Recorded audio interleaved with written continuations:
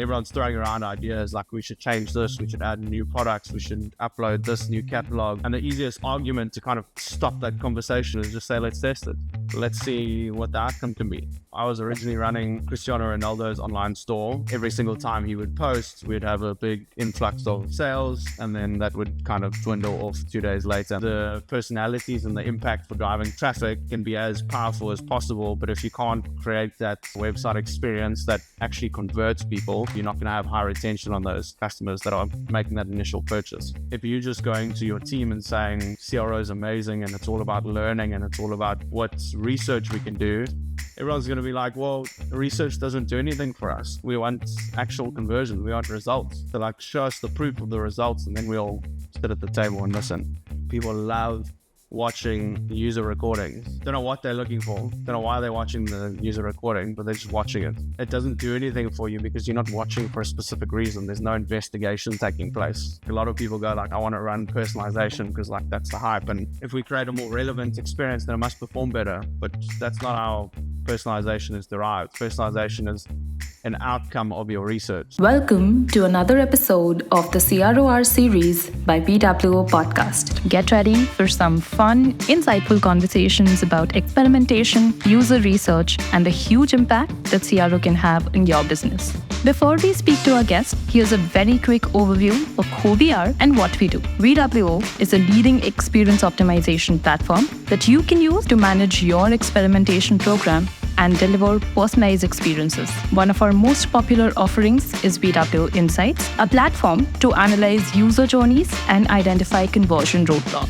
Take a free trial with BWO today and optimize experiences across all your digital platforms. Now, let's jump right into this conversation. Today, we are excited to have Cameron Calder join us.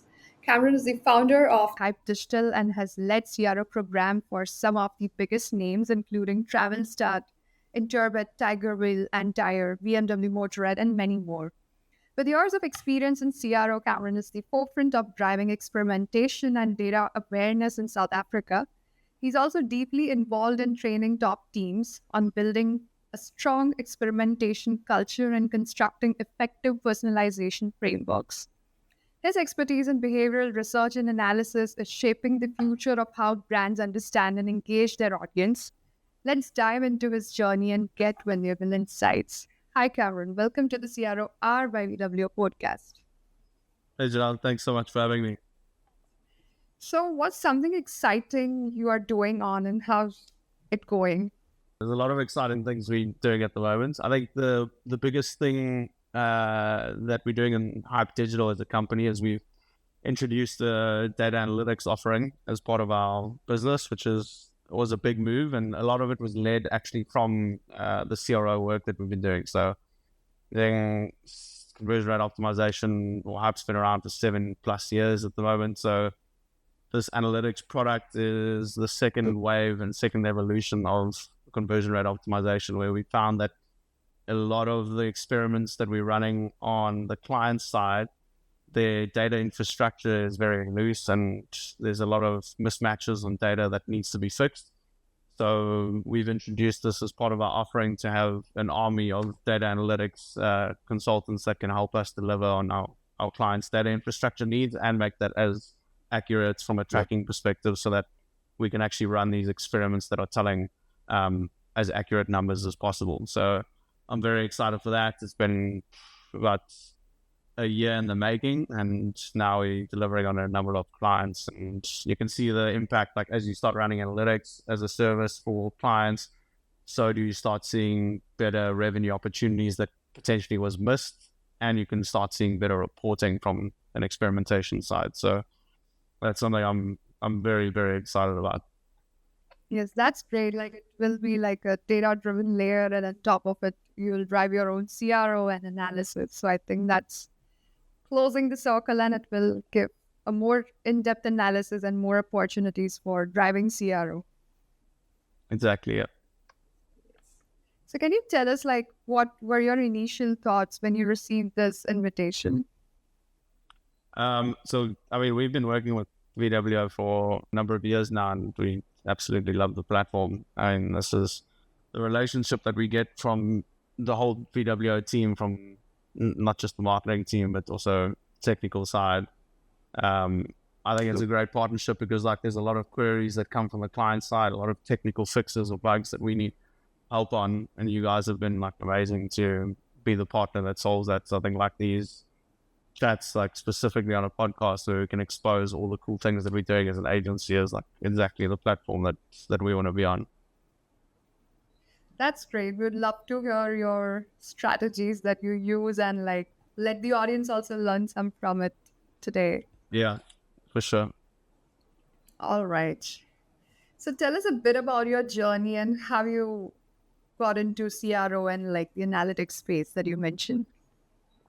Yeah, so I mean, I actually have quite an interesting journey. I was originally running Cristiano Ronaldo's online store. So he was selling full denim kits, from denim jackets to jeans to blazers, whatever it was. He was selling that on an online store called CR7. And I was running the entire marketing team, and we were basically an internal performance team. And what we found is that someone like Cristiano has such a powerful brand. He was posting on behalf of us to basically, send traffic through to the website. And every single time he would post, we'd have a big influx of sales, and then that would kind of dwindle off 2 days later, and then we'd be back to kind of this base level. And what we worked out is that, the personalities and the impact for driving traffic can be as powerful as possible, but if you can't create that environment and website experience that actually converts people, then you're not going to, one, have high converting traffic, and two, you're not going to have high retention on those customers that are making that initial purchase. So it was an amazing learning back then, and we're talking like 10 plus years ago when we were running this, all the way to where we are today. And as we moved into building Hype Digital as a brand, we were running a lot of paid advertising campaigns. So we're running across Google, Facebook, LinkedIn, Twitter, wherever there's an ad that can be run on a platform, we were doing it. And what we worked out is that we were sending so much traffic that we thought was quality traffic. We had done all these awareness campaigns, we had nurtured these leads, and then by the time we actually sent them to the website, they just fell flat. And all this marketing budget ended up being wasted because the website experience was just not where it needed to be from a conversion optimization perspective. So what we ended up doing is we try to fill this gap by having interstitial landing pages where we would basically send traffic to landing pages, because we didn't want to send it to the website because the client's website was just shocking from a conversion optimization perspective. So we kind of stole the traffic from the website to make more conversions, just because we were so obsessed about making more revenue for the client. And then we realized there's so much more opportunity outside of paid advertising. You have direct, organic, email, SEO, all of the stuff that's being done to drive traffic to this core website outside of just paid advertising, which normally makes up about 30% of the website traffic. So we then started venturing into the space of CRO purely because we wanted to help businesses make more money from their traffic that they were sending. So all the amazing work, I mean, you hire teams of 20 to 100 plus people in your marketing team, all driving traffic to this website that only converts at 1 or 2%. So that kind of 98% is just being absolutely wasted. So those 100 people that you're hiring, 98 of those employees are technically not useless, but they aren't adding that value. So we wanted to help those businesses, and that's where we ventured into CRO, 5-6 years ago, when we moved away from just building landing pages to owning that entire acquisition funnel, and making sure that CRO as a business and service offering was as powerful and impactful for our clients. So yeah, that's the journey all the way from Cristiano Ronaldo's website through to optimizing some of the best e-commerce stores in the world. That's like a curious journey and like interesting one, like how you carved from a MarTech landscape to CRO and you move forward in order to nurture your MarTech skills and like the application. Interesting one. So tell us, how can organizations foster a CRO culture that empowers team to experiment and innovate? So I think there's a lot of ways in which you can instill culture in a team, and each team differs vertical by vertical, size by size. But in our experience, the best way about trying to build this culture is about showing proof and proof of concept. And this is why experimentation and A/B testing is so powerful, is because it's a black and white concept. You have, obviously, with probability and statistical significance, it is black and white in terms of you show a different variation of a website experience, and the data analytics proves that it's a better experience. So it's such a nice way to sit in a boardroom with all of your marketing teams, your stakeholders, your decision makers, and even the CEO or founder of the business. And everyone's throwing around ideas like, we should change this, we should add new products, we should upload this new catalog, or like, why don't we try this creative on our header banner on our website? And the easiest argument to kind of stop that conversation is just say, let's test it. Let's see what the outcome can be. And it's a nice thing from an agency perspective to just go, instead of us arguing about who has the best opinion or where the data comes from to decide on what we're going to test, let's just test it and see the outcome. And I think that's the origin of what fosters that relationship between the business and CRO. That's the start. People need that proof of concept, and then they need that data to validate it in terms of the impact of the business. So like, we're not just going to implement something for the sake of it. We're going to implement it so we can see the impact of what we're implementing. And then how does that impact align to the business goals? So I think like that's super important, because the money for resources and tech and implementation all comes from the top.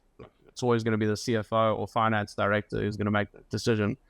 And he needs to see how that's going to affect his bottom line. So like, if we're fostering a relationship of culture, and it sounds very kind of airy-fairy thing to foster a relationship for culture, but it needs to be done in black and white numbers. It needs to be done in a functional way where like the CFO can look at the data and go, okay, we've been running an experiment. We ran our existing website. We put all this money into this resource to create a variation of that website, but here's the impact that it actually did on the business. So let's do this 10 times every month and see the reaction there. And then that starts building the structure of fostering that relationship between the business and CRO. So I think that numbers will shine and they would actually make people crave for CRO. So first thing is the numbers in order to let people believe in the concept of doing CRO. Yeah, exactly. Yes. And in your experience, what's the optimal balance between data-driven decision-making and intuition in CRO?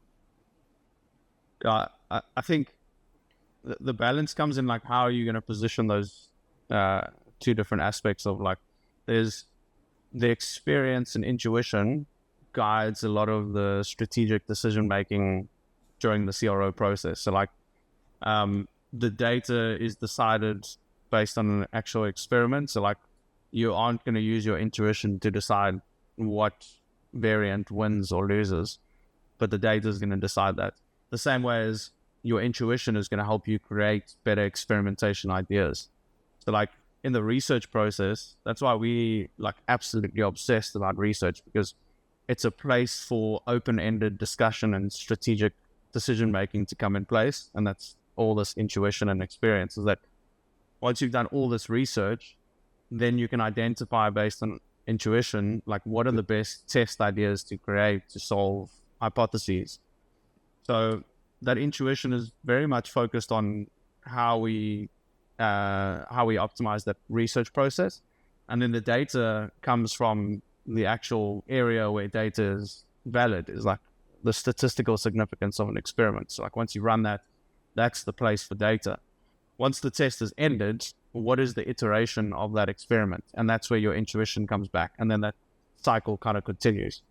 So it's very much, it's not really about what's the balance between it. It's more, there are specific places for intuition and there's specific places for data to lead the discussion. And I think like, there's a lot of pieces where experience pushes intuition really well in CRO. Because like, we've seen a lot of iterative testing that has been our successful measure of CRO versus, coming out the bat and just just testing once off based on research. Definitely, I agree. Like, more we iterate, more we'll learn from it. Like, it shouldn't stop after we reach to certain result from a CRO. Like, the more we reiterate, more we'll understand like how audience is adapting to several variants and several versions. So For sure. And I think that iteration is the perfect like hand in hand of intuition and data, because you have that data, and then the intuition decides what you do next, and based on what you do next, the data is going to decide the outcome of that, and that's like such a nice flow. and it keeps on fueling the list of ideas that we get. Exactly. So, what advice would you give to CRO professionals who are struggling to gain time from their organization? So I think again it goes back to I mean, we've seen this many times, both in stakeholders we discussing running experimentation for the first time. Obviously, regionally in South Africa, it's a pretty new concept, CRO. There might be landing page optimization or variants of CRO that are being used, but we're very familiar with that process, and we can see with stakeholders, there's either the person we're speaking to doesn't know how to communicate that back to other stakeholders in the team or decision makers to continue or decide whether to continue the program or not. So I think there's two different types. There's the internal team that are actually attempting to drive CRO in the business, and then there's the external agencies like Hype Digital running it for them. And where it's Hype Digital running it for them, we need to provide the right documentation that can be interpreted by the different stakeholders. So like it's very much a corporate strategy direction where we basically need to synthesize our reports into something that a stakeholder like the CFO can read and understand why it's impactful for their bottom line. And there's a lot of intangible stuff in CRO that's very hard to communicate to a CFO. So you have to use a lot of the like tangible black and white statistics that they can understand where it links back to their bottom line, and then slowly start educating them on the more intangible stuff to understand that what you're doing from a learning perspective on the websites can influence your SEO strategy. It can influence your paid advertising strategy. There's greater things in the business, as well as like product optimization. You can run specific experiments on your product line and determine which ones are more receptive for different audiences, and that influences the whole product buying team. So from a Hype Digital perspective, it's very much about how that gets synthesized from what you present to, say, the head of marketing, director of marketing, or head of digital, versus what they present to the higher ups. And then from an internal perspective, it goes back to what I was saying earlier, is that you need the proof and validation to present your case. Because if you're just going to your team and saying CRO is amazing and it's all about learning and it's all about, what research we can do, everyone's going to be like, well, research doesn't do anything for us. We want actual conversion. We want results. So like, show us the proof of the results, and then we'll sit at the table and listen. So yeah, I think there's two ways to look at it, from the agency side and then the internal team wanting to drive it. But it very much relies on how can you show the facts to prove, and then you get their attention. And then once you have their attention, then you can explain yourself as to why there's a bigger impact, not just on the numbers. And also we can try and show the potential revenue loss that people would actually get it if they were to like roll out that entire like element across the website. Then what could have just helped them save, and what has helped them save through CRO results. I think that also Definitely. the other side of the story. Definitely, because like we chat to a lot of teams about they look at a CRO program and they go, once you run these experiments, then we're going to have to hand them to the development team to implement permanently. And they go like, well, that's more work for the business. So if we hand over to the development team, then it has to go into their product backlog, and then it has to go through all this process. And from an ops or like an OPEX perspective, they're looking at that and going, well, why would we take this on? Because it's going to create more work. But in actual fact, it's creating more impactful work, and it's actually cutting the costs of all of the lazy work that's being done, which is, it's cutting the fat for their dev team, because now all they're doing is implementing high impact test results that are going to lift the business revenue. versus previously they just have a sprint backlog that the developers are implementing based on a lot of intuition. So now you're in a place where, yes, you are doing more development work, but actually the results of your development work and the return on investment from your development costs is a lot higher. So 100%, I think that's a great point. Yes, that's a great thought and like great way like our audience can understand like why should they do and how important it is. And how do CRO practices and challenges vary across various India markets like UK, Germany, France, and Nordic countries? Yeah, so I think it's also good to reference the maturity of the markets in CRO. Like the European markets are very advanced in terms of the CRO experience. Like there's loads of amazing agencies and powerful guys out there that are running CRO programs for some of the best businesses in Europe. Same goes for the UK. The kind of UAE region and South Africa and African region are a lot less mature. So these get treated a lot differently in terms of what's the propensity for them to start running CRO programs or just creating higher velocity experimentation. So like what's quite nice is that we found opportunities on both spectrums where from a European standard and the UK and UAE, or less the UAE, but they are more mature from an experimentation growth perspective. So like they've been running this for a while, so they know the system. And they're trying to optimize the existing system. So they might have a CRO manager in their team that's potentially running the experiments themselves, but they're at capacity or they're struggling to get buy-in. It's a lot more about corporate strategy. It's about manipulating capacity and trying to find better ways that we can scale the experimentation program. So it's a different approach versus when you look at like the South African, and UAE markets, a lot less mature on the CRO spectrum, where they entering into the space. So it's more about validation, proof, return on investment. Why should we do this? We're already paying for all these product teams internally, like this is another expense. So it's a completely different relationship, but it's also a good opportunity because no one's doing it in the space. So it's like a great way to then leverage that. And obviously between you and I and probably the listeners, they know the impact of CRO. So if you're not doing it, the baseline is so low that if you come in and start fixing things, you're going to see a massive impact from the get-go because they aren't doing this in the background. Versus you look at the UK and UAE, where they have been doing it for a while, and you're trying to optimize the existing infrastructure that's in place. So I think they both have opportunities because you can speak to the EU and UK companies on a eye-to-eye level versus the UAE and South African markets. It's more about education, learning, instilling that or fostering that culture of CRO in the company. But yeah, both have definitely their opportunities. So it's a great way to use the UAE and UK as an example of where South African, and UAE markets are going.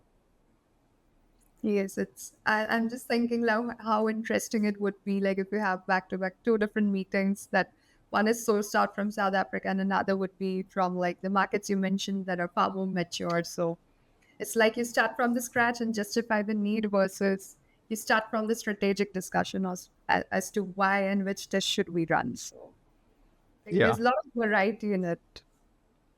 Yeah. And these companies, like even if they're looking at BWO, they're going to be looking at the educational piece of it. It's like, is there a WiseWig builder, or like, is there easy code manager, or like just what is your learning hub available? Because it's very much about like entry level on CRO versus like someone who has the experience would be looking for something more technical on the platform.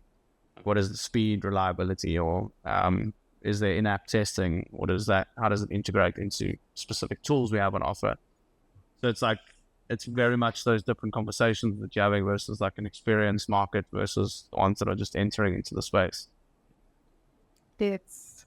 And that also makes the conversation more interesting, like in relating things out.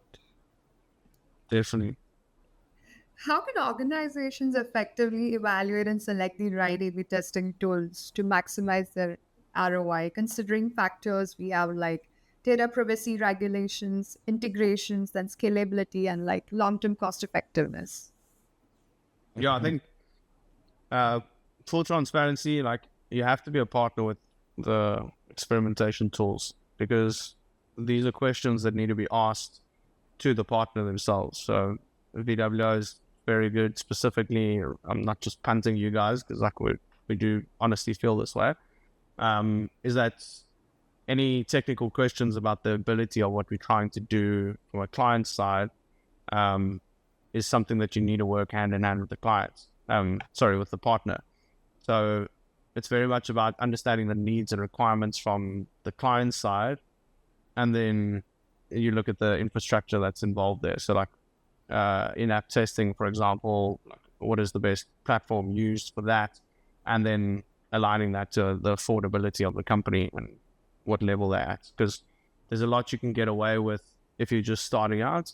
But if you, like we spoke about the different regional markets, the UK, EU, these guys are looking for something very specific. So the weighting of the different platforms is going to be different. Same with looking at things like your traffic volume or tech stack, or as you mentioned earlier, your software integrations. So those play a very crucial role. So it's very much about getting your own checklist as a client. Like, what is your traffic? What are your integrations? What's your tech stack? What platforms are you going to provide? Is it app versus web? All of those things, and that's your base layer. And then you can at least do the comparison between different platforms. And then once you get to the layer of, I have my short list of providers, hop on a call with them, have the technical conversation to understand exactly what the possibilities are, and does that match your needs? And then you can start to get the affordability after that. Yes. And do you use any framework, or is it just like the points that we just talked about? We actually have our own framework. So when we onboard clients, we have a checklist of ourselves that we run through, and then we have specific providers that offer specific offerings. But yeah, we can also share that with the team or anyone who would like to use that, because it's a nice framework that just identifies like how you get prompted to use a specific tool. And then the same is like, are there additional outcomes? A nice one is like the behavioral analytics. So like VWO is a nice behavioral analytics tool that also plugs into the experimentation. And then you have, I think you guys have released the Shopify app as well recently. So like That's also a nice way to, are you on Shopify? Is there an easy integration? Because then also you get stronger data back into the platform. So we have a nice checklist that gets that baseline, but then even ourselves, as experienced though we are with 6+ years running this with Hype, it's nice to jump on the call and validate that with you guys and make sure we make the right decision, because it is a big decision. You need to make sure you're with the right partner that's going to help you along the way. Yep.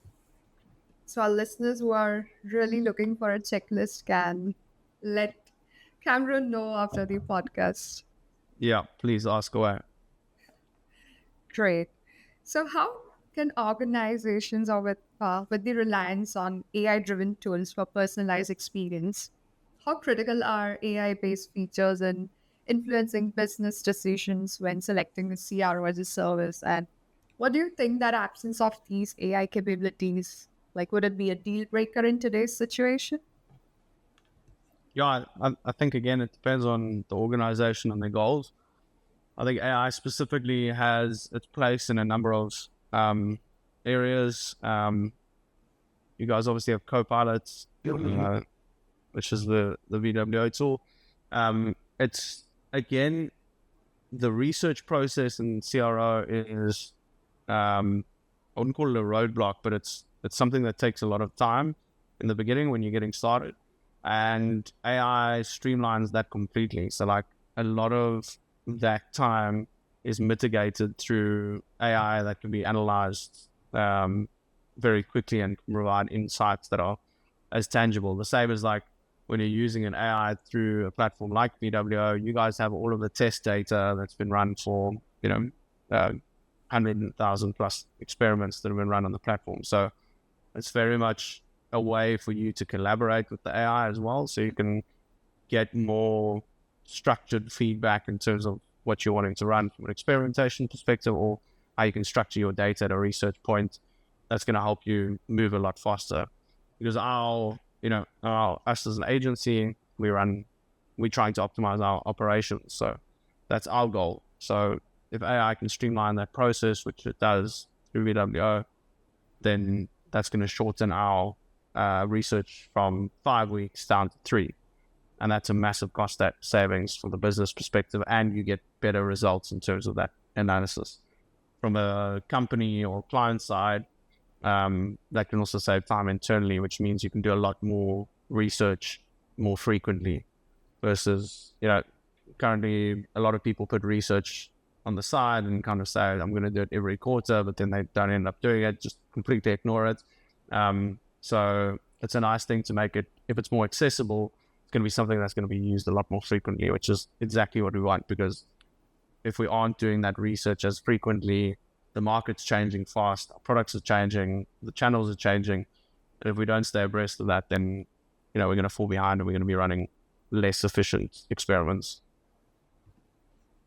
Absolutely true. And it will also dim down the efforts of CRO, because then you will see not the winning results and all that. So I think many factors involved when somebody is conducting research. It's frequency and learning the audience type as well, so that our next test or the next set of strategies can be variated basis the audience split. Yeah. And I think on AI specifically, AI is very a trend in terms of using that terminology, but the machine learning backend of speeding up experiments and making them end faster. That allows us to even run faster experiments with a higher velocity, which means we're going to get our results faster. So when everyone thinks of AI, they're thinking it's going to analyze something and then spit out an answer, just like GPT does. There's also the backend databases that are working a lot faster to do that machine learning work that's going to speed up the data analysis piece in the back end of running experiments. So there's a lot of, when we speak about AI, it's more than just the prompts, the outcomes, what we know as the average individual.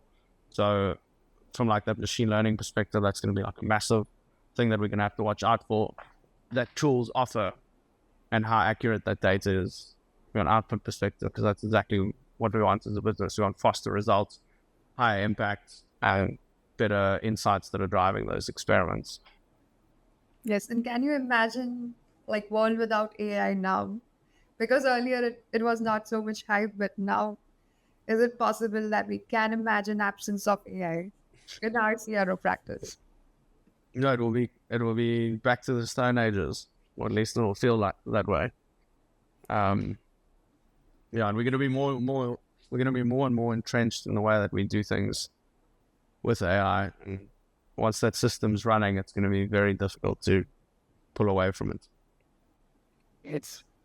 So what are the key challenges and opportunities in delivering personalized experience at scale, considering the evolving landscape of data privacy regulations? Yeah, so I think from a privacy perspective, the way that we look at it is that it's a twofold approach to privacy. The one is the perception of privacy from the user side, and then the actual privacy regulations that you need to stick to. And the privacy regulations, the classic first-party data protocols per region. And then on the other side, from a user perspective, if you're going to over-personalize, it's actually going to be detrimental to that user experience.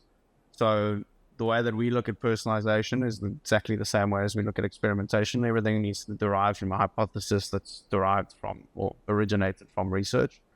And you don't just create a personalization experience. It's a tactic that solves an hypothesis. So a lot of people go I just want to run experiment. I want to run personalization because that's the hype. And if we create a more relevant experience, then it must perform better. But that's not how personalization is derived. Personalization is an outcome of your research. So, if you work out that there are 3 specific personas for a B2B SaaS platform, for example, simple one would be enterprise, medium-sized businesses, and startups. Those are specific use cases with specific products on offer. Same with pricing. So you're not going to be showing a $5,000 a month pricing for a startup. It's just not going to be something that they're going to show. So it's going to originate from that research to identify that the users from a startup segment are dropping off on the pricing page because the pricing that you're showing them is just way too high. So then the solve for that hypothesis is that, by creating a more startup friendly user experience and pricing, we're going to have higher conversions from a startup segment.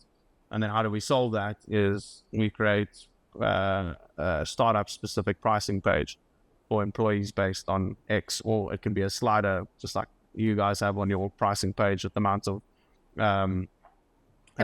unique MTUs. So the same way that you could do that as a personalization experiment is that there's a startup, medium, enterprise as a tactic to solve that hypothesis. But yeah, going back to the privacy side, very much, again, that's part of our checklist when we're deciding on what partners we're going to work with from experimentation perspective. How's that data being stored? How's it being utilized? And then what integrations are being used to activate that data? And is it aligned for our regional compliance as well?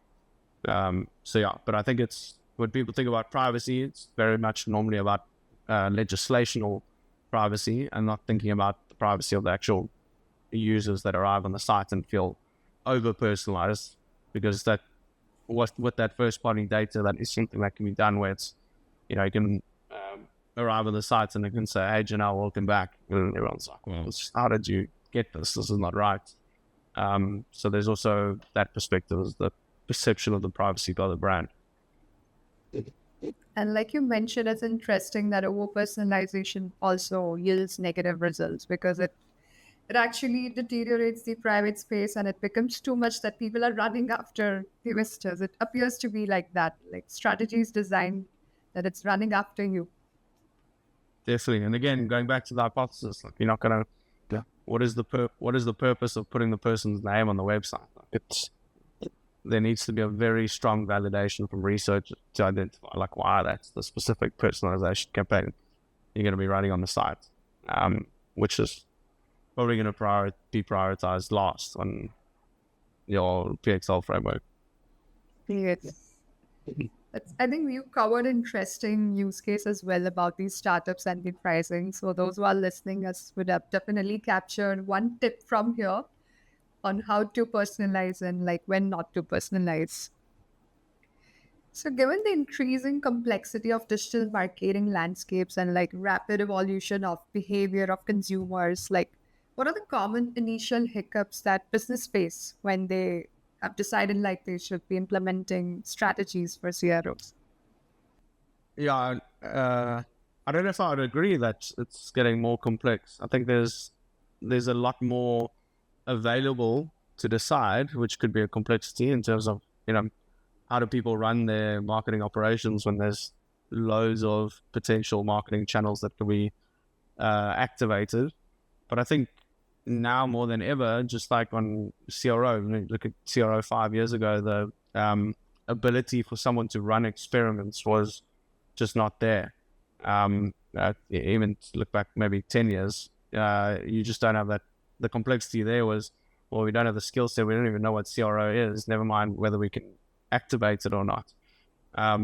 But in terms of where I do find complexity is that the needs and wants of consumers has evolved rapidly, where the demand from the consumer side is much higher than before, where the expectation from a brand perspective has risen dramatically, where again, like personalization is a great indication of this, is that if people are a loyal subscriber to an e-commerce website, they're expecting a personalized experience every single time they come back. But if it's even their first time, they want to be personalized from the first ad experience they have all the way through to the marketing email funnel that they get post that. So I think the complexity from the user side is definitely there, but I think it's also matched with the way that we can segment data and the way that we can leverage data that is better now than ever in the past. So that you have amazing CDPs that allow to enrich so much data on a user that can be plugged into VWO or using VWO's existing structure. There's so much that you can do with that versus in the past you couldn't. So I think we're almost entering in a place where it's a precipice of the complexities of the user expectations, but also the accessibilities of the tools that we can use today to deliver on our job and the expectations of those users. So yeah, a bit of a complex answer to your complex question, but I think it's very much, we're entering into, I don't think it's gotten harder for us. I think it's gotten more exciting in terms of what's available for us to execute on. And because the demand of the users have gotten so high, it allows us to be a lot more creative in our execution from an optimization and marketing perspective. Yes. So your take over here would be like it's going to be easy because the technologies we have are even far more better than they were earlier. Definitely. And it's on users how they consume it. So if they find it complex, then it's like something that they are missing. But yes, it's smooth, then they have like nailed it. Yeah, exactly. Yes. So tell us how business can strike a balance between quantitative data and qualitative insights so that they have like more holistic approach in their experience of like optimization and like Yeah, what should they look for? I think this is a great question because, like, again, as I said earlier, like our business is very much built on a strong foundation of research. Like everything that we run from an optimization perspective has to be validated and backed by as many research data points as possible. Where the relationship between qualitative and quantitative data starts is based on your research objectives. Like a nice way to look at this, again, for the people listening, is that the way that we look at our research is always backed by another hypothesis, which sounds like there's just layers and layers of hypotheses. But it's very much, what are we trying to work out? So that typically comes from a business goal. So bad example for this, which should be a lot more accurate, is that we want to make more money. And that's the top level goal. Where are we struggling, or where are we finding opportunities for making more money? Is that it could be a specific product that's not working, or it could be the fact that an online channel is not working. Whatever we find that isn't working, that could potentially be our goal opportunity. And then we can build out the research methodology as to how we do that. And what we typically do is we'll use quantitative data, like looking at GA4 or looking at all of our analytics properties to understand where are the potential roadblocks or friction points on the website, and then where are the highest revenue opportunities. So a nice revenue opportunities would be something that has the highest add to cart rate, but the lowest checkout rate. So then you know that there's interest on that specific product, but there's something potentially economical that's reducing that purchase rate. So that would be an opportunity, versus a friction point would be, there would be a high drop off on a form where someone has to fill out their ID number. So all of that can be derived from quantitative data, where you see that, okay, on this specific form field, we're seeing a high drop off. We'll take the quantitative data. Then by understanding that that is the specific area on the page that you have the highest drop off on the website, you can then go look at the qualitative data from a behavioral analytics perspective, where you can actually watch people navigate through the site. You can look at the behavioral heat maps. You can see certain drop-off points, and that's emergence of the qualitative and quantitative piece.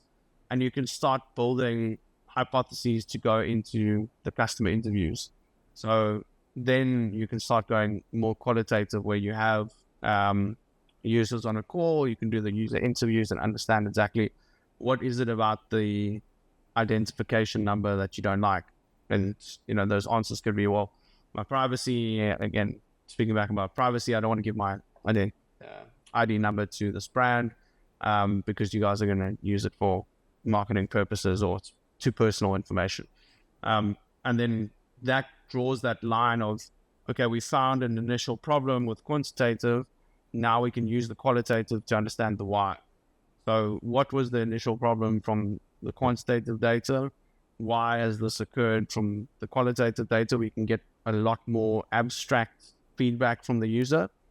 And then you can convert that into the hypothesis. So it's very much like the process of research is very much starting broad and then dialing in.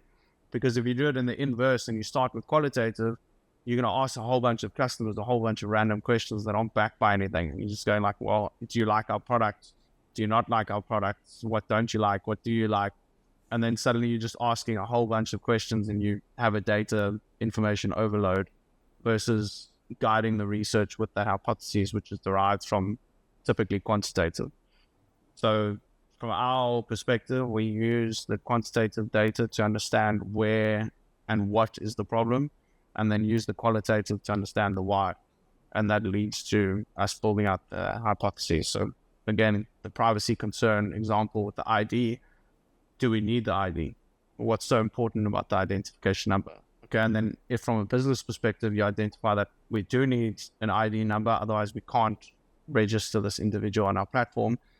What if there was some more education on that page? And that pop-up next to that specific field says, we don't use this for marketing purposes, as a very dumb example.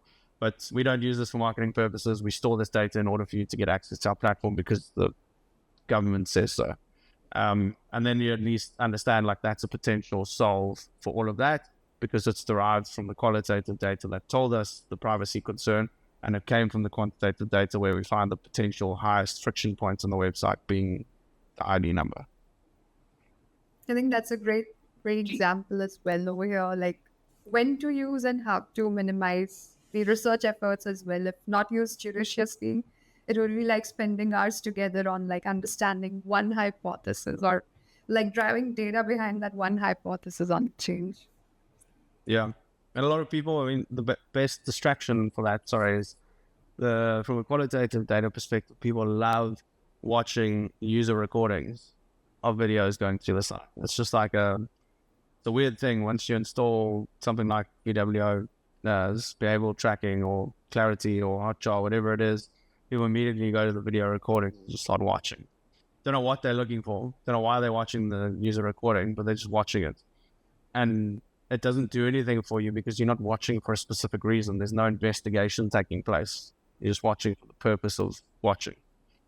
And that's, again, why you need to identify the specific where and what before you go into something like that.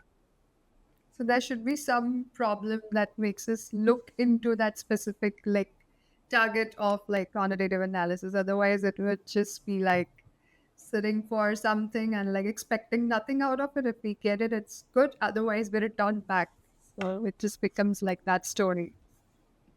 Yeah, so exactly. Kind of opportunity you feel that people would miss if they focus too heavily on like one of these, like either quantitative or qualitative? Like you covered most of it, but any tip for those who often miss focusing on like, or they focus too much on one of these?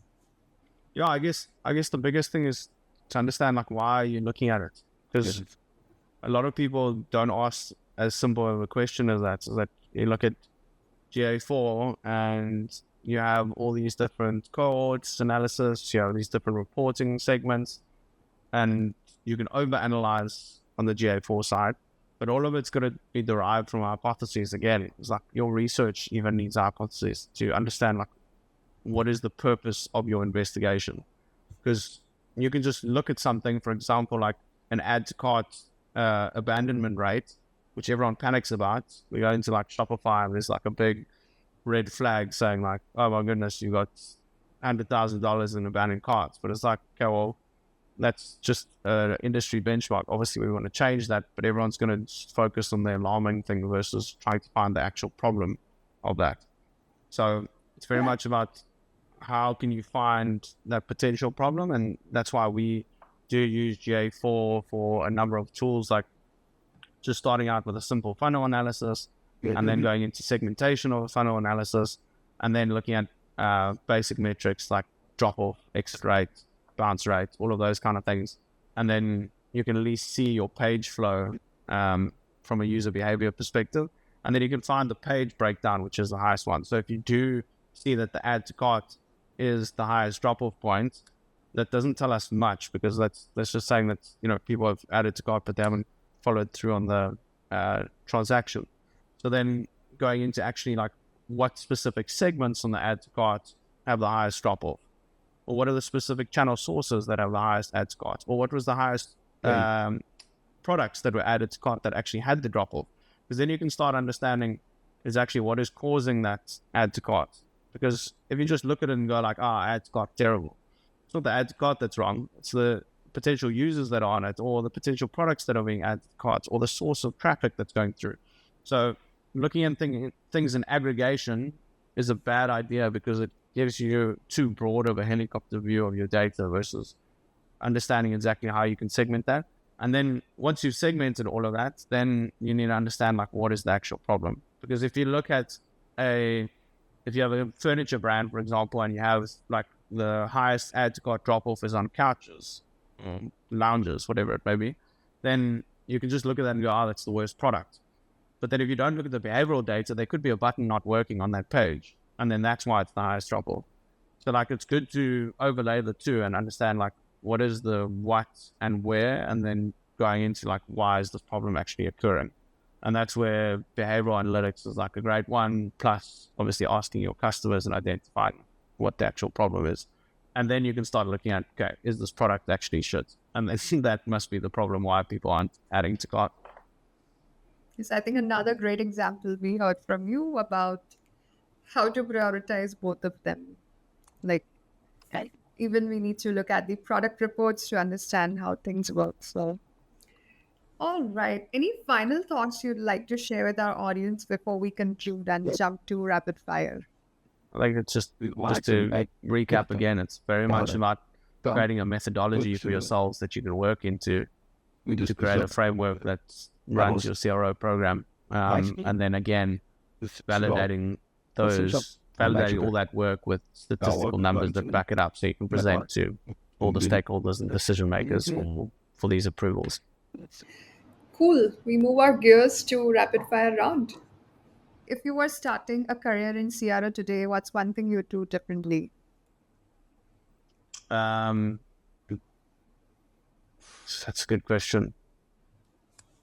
I would very much focus on consumer psychology from a research perspective, because everything derives, as I said earlier, everything derives from research. So if you can't understand how people think or what their fears or motivations are, it's very difficult to try to persuade them with potential conversion tactics. Even things like messaging, like understanding what copy persuades someone, or what are the potential FOMO elements or urgency elements that you can use to persuade someone. Very much about being in the mind of that consumer. And if you can't understand that, then it's very difficult to create the solutions to solve them. All right. A newsletter that every CRO professional should follow. So I follow a lot. I actually have a few. VW's got a really good one, especially because there's podcasts with us on it and webinars with us on it. But we have a lot of tests, trying to get it here, but we have a lot of tests.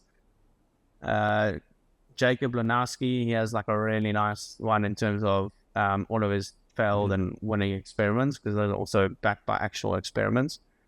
And then Ton Wessling also has like a really nice one, because he also shows all of the conferences and all of the data that can be used. He's also in the Netherlands. Awesome agency, Online Dialogue. So there's a lot of information on those too. And any books you recommend our listeners? Books specifically on CRO. There's any books. Sure. And I'm currently listening to I listen to a lot of books on Audible, so that's why I'm saying I'm listening. But Never Enough is a really nice book at the moment. That's the guy who built one of the biggest design agencies globally, called MetaLab. So it's a really nice one to see his journey that he moved into the design space and how he started building his design agency.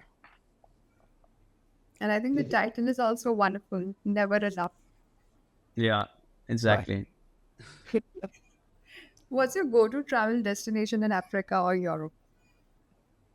Africa, Namibia, one of the best locations to travel overland, take a 4x4 and do a camping trip through there and go through the desert. You won't see another person for a week. So it's very nice, isolated location, and it's beautiful. And I mean, also everywhere in South Africa is beautiful, but Namibia as a neighboring country is just an awesome place to go visit. Cool. And any would you want to add from Europe? In Europe, Italy, anywhere in Italy, I'll go there. But yeah, any of the rural areas in Italy is just beautiful. Cool. What's your one thing that you feel that AI will replace in 3 years? AI specifically, what is it going to replace? I think a big one is going to be call centers and support. I think that's a massive job that can be done based on having the documentation to support all of the work that's required. I think that's, from a workforce perspective, is going to take the biggest hit. From a marketing perspective, a lot of the research work that's being done and design work is going to be massively taken over. Even the stuff that's being done on Adobe now is basically turning into a Canva. So it's very much in the space of replacing the creative work and it's only going to get better. You know, the art directors are going to become the heroes of the company, where they can actually guide the creatives, and the execution can be done by AI versus, unfortunately, graphic designers who are listening to this. And if not as a CRO specialist, what's the other profession that you would have chosen? I think it would have been an architect. I think that's a big inspiration of mine to do any type of architecture. Inspires me. Then you must be very good at drawings, like 2D, 3D. Yeah, I spend a lot of time in Figma, so that's even do renders in there. So yeah, it's very much in the design space. Okay. And one CRO metric that you wish people should stop obsessing over? Abandoned carts. Yes, the example. Abandoned carts. Yeah, specifically, I think there's I think why I don't like it, and first of all, it's like a great metric to fix, because it's very close to the conversion event, so like the purchase, and it helps a lot with retention, pretty much anything, but it distracts people a lot. So you end up being shiny object focused, where you're just looking at this massive declining number. Shopify, WooCommerce, Magento, all of them are really great at highlighting it, because it drives people to use their assisted services and all of their plugins and apps. So like, it's a great upsell method for these platforms, but it distracts you from the actual problem. So the first thing that you do is, when you see it, you start fixing your email automations, which is a good thing, but it distracts you from understanding like what is the actual friction area on the site or problem that needs to be solved, versus just looking at it, too broadly, getting distracted. Yes, that makes sense. And tell us lastly about a dream or a goal you want to achieve in next 3 years. We have 3 separate products at the moment. CROs being our main focus, and paid advertising and analytics as the others. Goal for the business is to make sure that we can integrate all those 3 into one standalone product, so that clients can get unbelievable, undifferentiated value from all of that. Because from a paid advertising perspective, we understand traffic and we understand traffic generation. From a conversion rate optimization perspective, we understand that website experience, and from an analytics perspective, we understand like what are the actual numbers driving value. So us merging those three so we can own that entire acquisition journey from first touch to last is going to be extremely powerful. So what I'm excited for in this goal of ours is to get analytics right as a product. So it's absolutely amazing for every client, and they can see the value in it very tangibly, and then merge those three products into one, which is going to be a big task over the next 6 to 12 months. So, but I'm looking forward to it. It's going to be good. Yes, hopefully you achieve it sooner. Yeah, exactly. So I say 6 months.